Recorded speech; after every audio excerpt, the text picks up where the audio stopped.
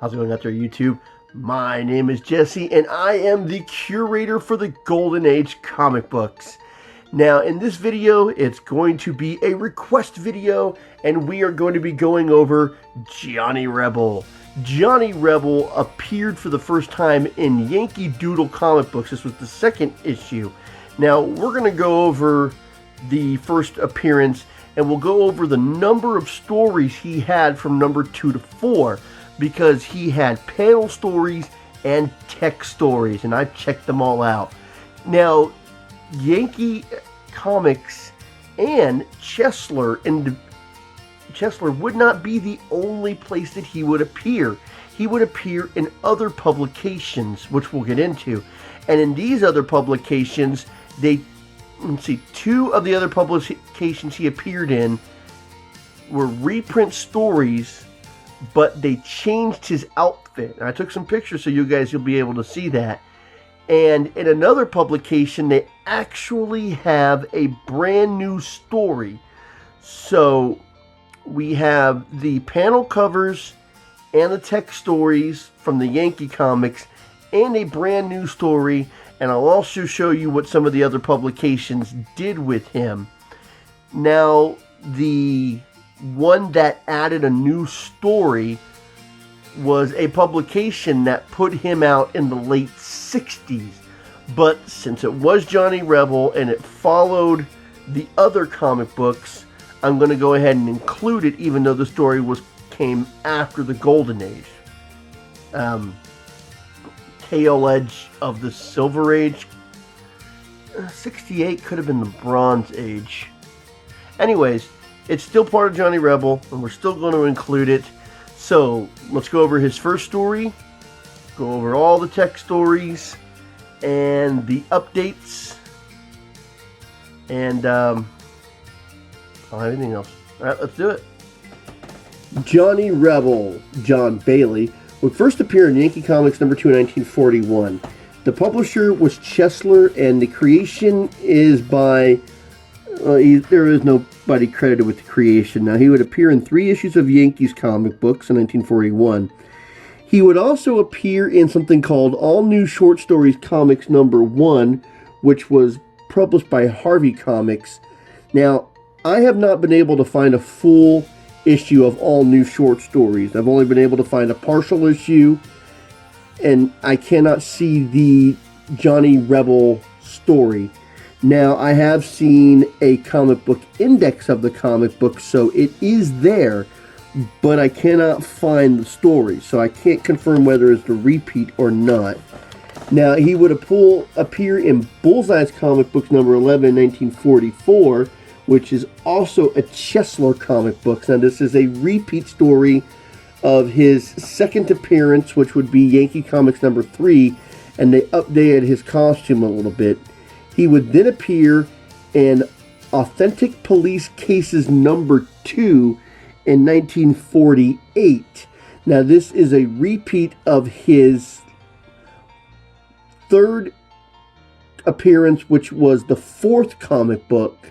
It is the exact same story with an even more updated costume. And this costume is weird because sometimes it changes from all red to red and blue. It's kind of weird. His last appearance would be in Danger Comics in 1968, and this would actually be a new story with another new appearance. So let's get into the first appearance. Now, in the first appearance, this comic book takes place in the 40s, and we know that because the Nazis seem to be a concern, but the whole comic book feels like it's coming out of the deep south of the Civil War era. I mean, Johnny Rebel, they have a butler who's black, but he doesn't talk like a black man from the 40s. He talks like a black man from the deep south. I mean, even... you can see the panels, you can see for yourself. Anyways, it starts off with these guys trying to convince the colonel to halt his cotton growing industry, and they do offer him a sizable amount of money for the 40s. Now, the colonel chases the guys off, and another farmer comes over and says, hey, you know, good thing for scaring these guys off. Now, I don't know what cotton had to do with the war effort, but they're making it seem like it is a thing. And later we get into where I guess the bad guys are at this game palace and they spin a wheel, and he says, my number was the first number called, so that means I must do the job. I really don't know what this whole spin thing is. I'm just confused. I don't go into any details. So he gets handed a list, and it said Colonel Bailey is the last name on the list. Now, in the next panel, we see that the colonel gives a package to the butler and says, the boy is 15 now, so go ahead and give him this. And we see the butler giving Johnny the costume that he would be known for. And he puts it on, he says, hey, this costume is just like Yankee Boy's, and Yankee Boy will be the protector of the North, and I'll be the protector of the South. And just then the grandfather is attempted to, or the colonel is attempted to get slain. I think it's grandfather. And as he's lying there dying, Johnny chases after the criminal and starts to beat him up. And then the butler says, hey, you need to come. He's close to death. Okay, let's try to make a long story short. It is his grandfather, and he tells Johnny that he must fight for his family's legacy. So they find this prize card, which leads him to the place where the guy's number was called. He shows up and sees what's going on. The number's called. This guy walks out, and him and the butler follow him. They ambush the Nazis at the house, and Johnny has the upper hand at first until the guy who looks like a badly dressed German, because the suit just does not look right, bashes Johnny over the head, and they run off, and they're going to go ahead and burn down a cotton factory. And Johnny somehow knows where they are, gets the drop on them, beats them up, and that's the end of the story. Now, the first text story that follows this one is Johnny is trying to get some sleep, and then the butler runs in and says that he's seen some ghosts. Johnny says that there's no such thing as ghosts, and he runs out to confront a guy dressed in white. I don't think it's the KKK because they say he's in a white sheet. Anyways, Johnny knocks out the guy in the white sheet, ties him up, puts on the white sheet to infiltrate what's going on. They find out that the people in these white sheets are holding this guy hostage, and they want to know the chemical formula, I guess, to make some toxic gas or something. And they're getting ready to burn this guy with a branding iron because he won't tell them. And Johnny leaps into action, beats them all up, and then he says, you know, go ahead and lead them for the police. And he leaves, and the butler agrees, yeah, there was no such thing as ghosts, and Johnny finally goes ahead and gets some sleep. Now, yes, I did cover all the panels and the text story all in the first review, because it was all part of the same thing. Now, the next set of comic books, we'll just go ahead and go over those, and I'll show you the updates. Now, the thing I like about the text story coming out of Yankee Comics number 3, it's actually a 3-parter story, and that includes all the teenagers, except for the young Americans. We'll get into that another time. It's a 3-parter story. Part 1 starts off with Johnny Rebel. Part 2 starts off with Yankee Boy. And then Part 3 has Johnny Rebel, Yankee Boy, and Yankee Doodle's sidekick, Dandy. And all 3 of them are in the 3rd part of the story. I would have loved to have seen this as a panel, but it's all text, so you got to imagine it as it is. But it is an interesting story with all 3 of them. So we'll go over that, and we'll cover all the other stuff from the Golden Age. And then I'll break in right before the last appearance. Now, in the next issue, Johnny gets to take on pirates. And yeah, these are guys dressed as pirates like what you would see in Pirates of the Caribbean. So he somehow finds himself at this factory where these pirates are putting a bomb where they want to blow up the factory. And Johnny is like, hey, they just lit something. So he goes in and he stops the bomb from exploding by tossing it in the water, beats up the crooks and takes one of them to the police, and he gets tried to 15 years in prison. I'm trying to paraphrase this. The other pirates say that they want to go ahead and break him out. So they make it to the jailhouse, kill the guards, break him out, and he wants to get revenge on the judge who sentenced him to 20 years in jail. So all the pirates capture the judge. Johnny somehow ends up outside of the judge's house and hears the cries for help, goes in to help them, and starts beating up the pirates until they get the drop on him and he's tied up. The butler sees what's going on and decides to go in and help, and he gets knocked out, but the bonds that was holding Johnny Rebel, because he's tied up, somehow get cut, and then he gets free. He beats up all the bad guys and frees the judge, and Johnny beats up all the bad guys and says, hey, now you can try the whole Ripper gang together. And then that's when we get into the three-part story. Now, in the first part of the story, Johnny is following a hunchback, and he follows his hunchback to a house, and the hunchback tells the people there, Johnny Rebel is after me, we need to set up a trap for him. So he gets to the house and tries to get a drop on the bad guys, but they get a drop on him and they tie him up. And they see the hunchback working with this pigeon. And I guess he's going to send a message by carrier pigeon. Johnny gets out of the ropes, beats up all the bad guys, but the hunchman gets the pigeon out and he's like, haha, I've already got my pigeon set out. It's going to do its work. And he's like, I'll stop you and your pigeon. And he makes sure that the police get all the bad guys, and he attempts to go after the pigeon. And the second part of the story, it's a Yankee Boy story. And Yankee Boy is at these train tracks. I don't know how these guys end up to be at the situations where they need to be, but that's how it happens. Yankee Boy notices these guys getting ready to blow up some train tracks and disrupt the train. And he gets a drop on one of the guys who's setting up blasting caps to derail the train. The other guy gets a drop on Yankee Boy and says, we'll blow up Yankee Boy and the tracks at the same time.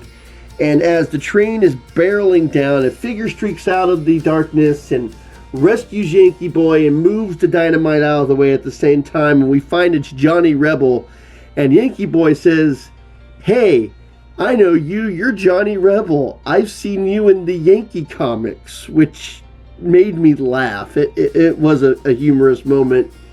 And they're like, yeah, let's go ahead and work together on this case. And I had to laugh with the reference. And they go and follow the men, and they encounter Dandy.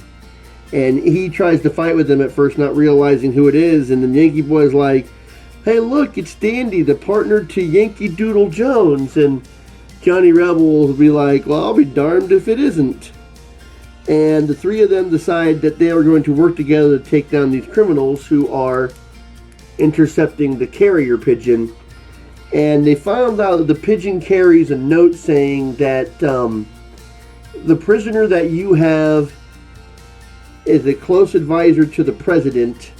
He's going to set up a meeting, and then we'll send someone disguised as himself to disrupt the defense plans. And the prisoner shouts never. And we find out that the prisoner is actually a general and one of the advisors to the president's. And Yankee Boy, Johnny Rebel, and Dandy all burst in and start pummeling the bad guys. And after an hour, they finally cease the fighting, and then the general starts complimenting the boys, saying how their fists were so hard they could bend steel, and with guys like this, we know, fighting for us. We know that the nation will be safe.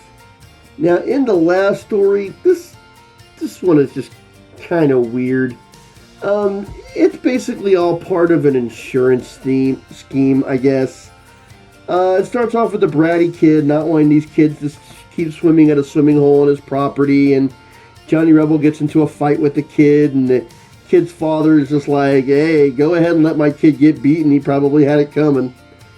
And the guy who sold the land is like, you kids have always been trouble. And he's like, and Johnny says, oh, I'm glad you're leaving.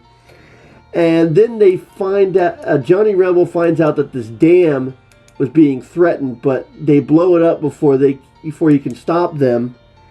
And he gets to the farmhouse and starts radio on a ham radio, making sure that the town gets evacuated.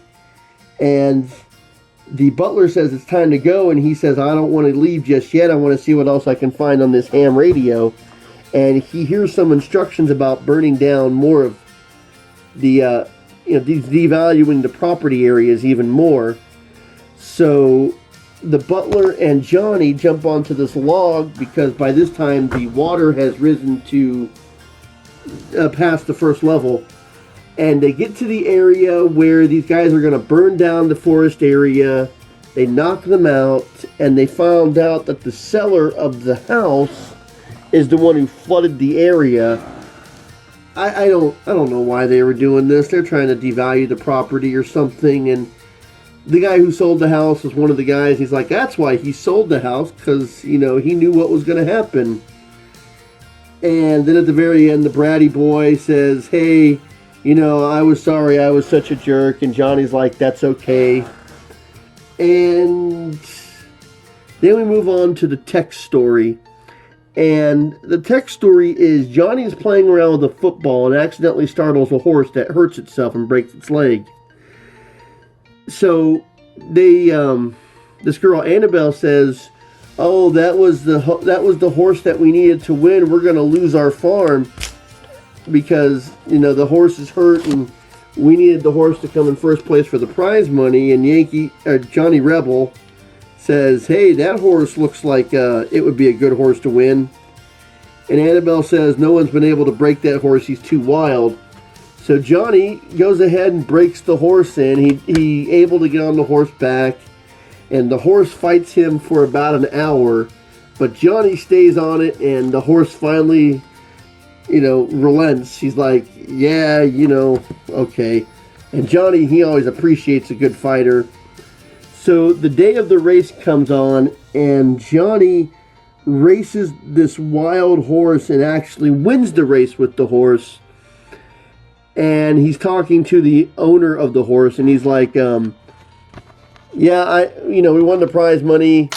I know you would have been happier with your horse. And he goes, oh, that horse that got injured had no chance of winning. I didn't want Annabelle to lose hope.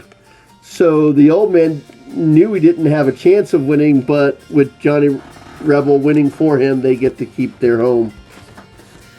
Now, like I said, there's two more of the misprints, and I couldn't find the all-new #1 comic, but we'll get into Danger Comic.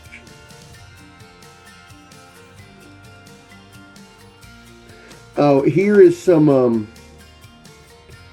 before we get into Danger Comic, here is some prints from Bullseye's #11, and you can see they changed the costume a little bit.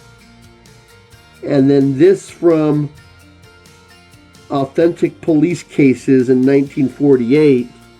You can see the multicolor costume, which keeps changing color. It's really weird. Now this is the last appearance of Johnny Rebel. It's a short story, shorter than the other ones. It's the same basic format, same basic things, different costume, but it seems to have the same theme that the other ones have. So it was just when it came out. I think he was public domain, so they wanted to include that. So let's go ahead and cover the last one. In this Danger comic, they draw some things out more than they need to. Apparently the butler needs to go to see a dentist, and he has a rag tied around his mouth and over his head, which I've seen this in a lot of old-style cartoons. It seems kind of silly. I don't know what point it did. But they go to the dentist, and they found that this guy is being harassed by a couple of crooks because he wants to prove that water is polluted. And as Johnny Rebel, he goes in, stops the crooks.